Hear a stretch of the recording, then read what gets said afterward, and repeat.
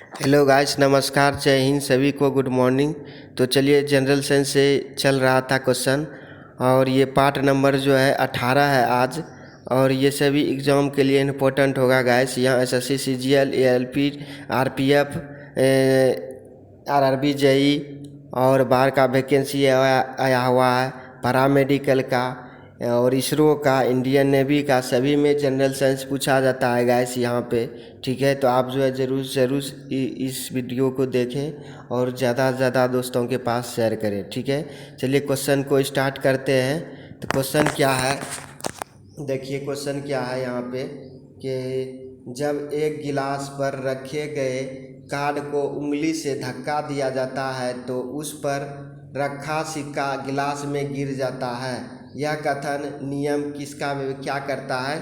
तो जरूरत का नियम जो है किसका गाइस? जरूरत का नियम। नेक्स्ट क्वेश्चन है, मध्य जड़त्व का मान अधिकतम होता है। तो मध्य जड़त्व का मान अधिकतम होता है रेलगाड़ी और हवाई जहाज का। किसका? रेलगाड़ी और हवाई जहाज का। चलिए नेक्स्ट क्वेश्चन देख लेते हैं। न्यूमेरिकल क्वेश्चन है यहाँ पे, देखिए 125 नंबर है, न्यूमेरिकल है। 1 kg गुना 1 मीटर प्रति सेकेंड स्क्वायर को, ठीक है, डैश कहा जाता है। तो क्या कहा जाता है? तो 1 न्यूटन कहा जाता है, ऑप्शन नंबर ए। अब कैसे? 1 न्यूटन के द्वितीयक नियम से यहाँ देखिए बल का परिभाषा प्राप्त होता है। तो बल बराबर द्रव्यमान गुना त्वरण। तो बल बराबर द्रव्यमान गुना त्वरण। 1 kg गुना 1 मीटर प्रति सेकेंड स्क्वायर को जब गुना करेंगे तो 1 न्यूटन प्राप्त होगा। क्या होगा गाइस? 1 kg गुना 1 मीटर प्रति सेकेंड स्क्वायर को जब गुना करेंगे 1 न्यूटन प्राप्त होगा। चलिए नेक्स्ट क्वेश्चन है, 126 नंबर क्वेश्चन क्या है कि आइजैक न्यूटन ने गति के कितने नियमों का सूत्रीकरण किया था? तो आइजैक न्यूटन ने गति के तीसरे कितने नियमों को सूत्रीकरण किया था? तो 3 नियम था। ठीक है, तो देखिए 3 नियम क्या क्या था गाइस यहाँ पे क्वेश्चन। ठीक है, और ये जो है एसएससी, जेई, मैकेनिकल में पूछा गया है क्वेश्चन। चलिए नेक्स्ट क्वेश्चन नदी इसमें देखते हैं क्या क्या।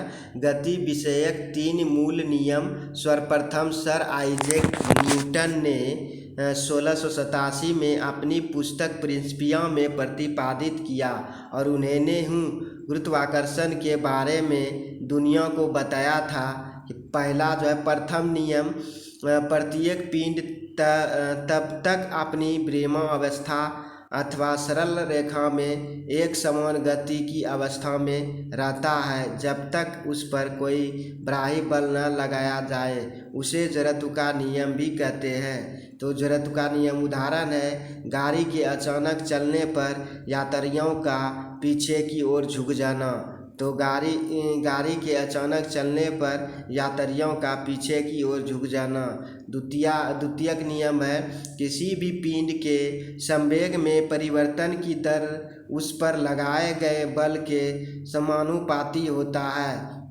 तो समानुपाती होता है एफ समानुपाती, ठीक है, एफ समानुपाती P2 - P1/T। इस तरह से F बराबर mv² mv2 - mv1/T। इस तरह से फार्मूला आता है। m क्या है? द्रव्यमान है। और वेग क्या है? v2 और v - 1/T।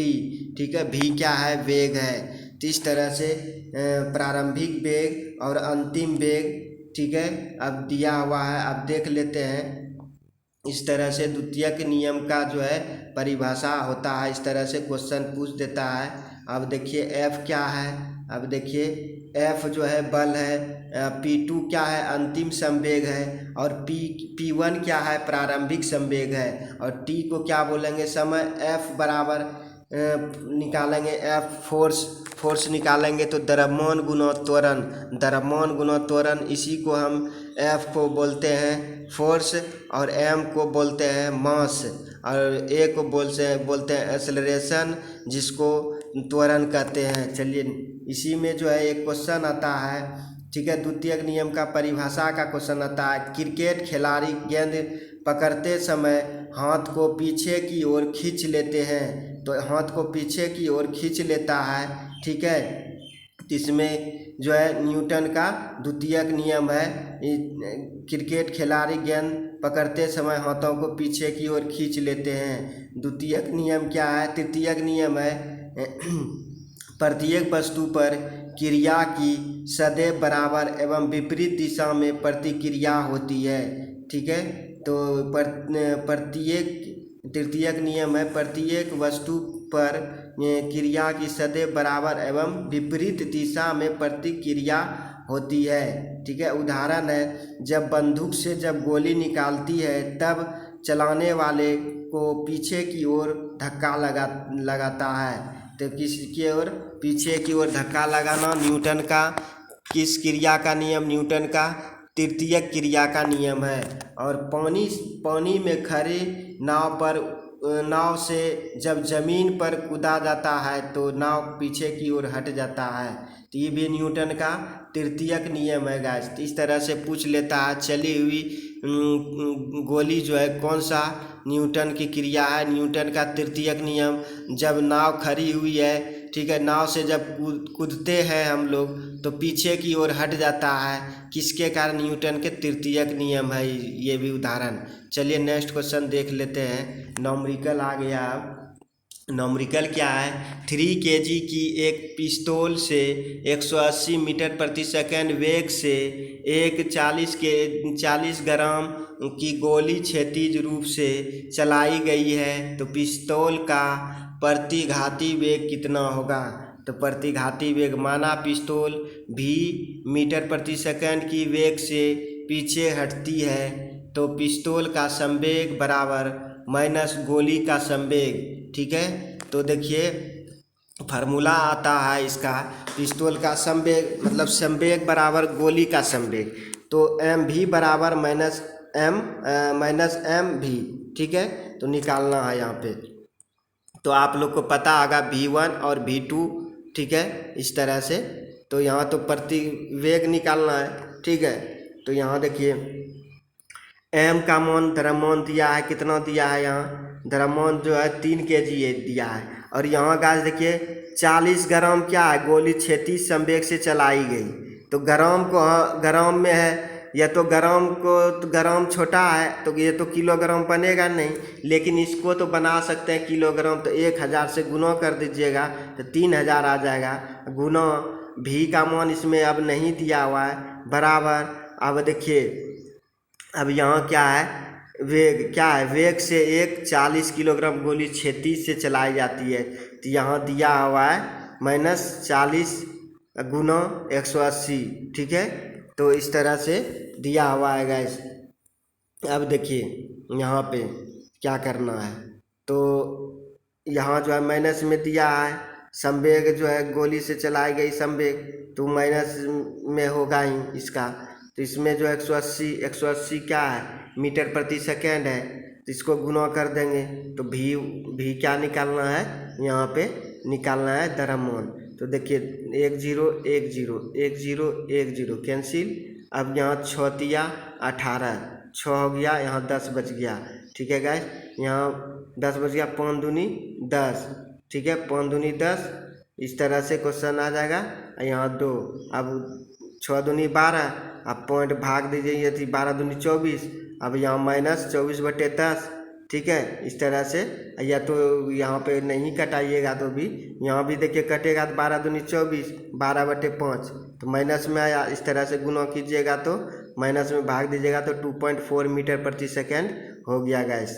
तो आप लोग को समझ में आ गया।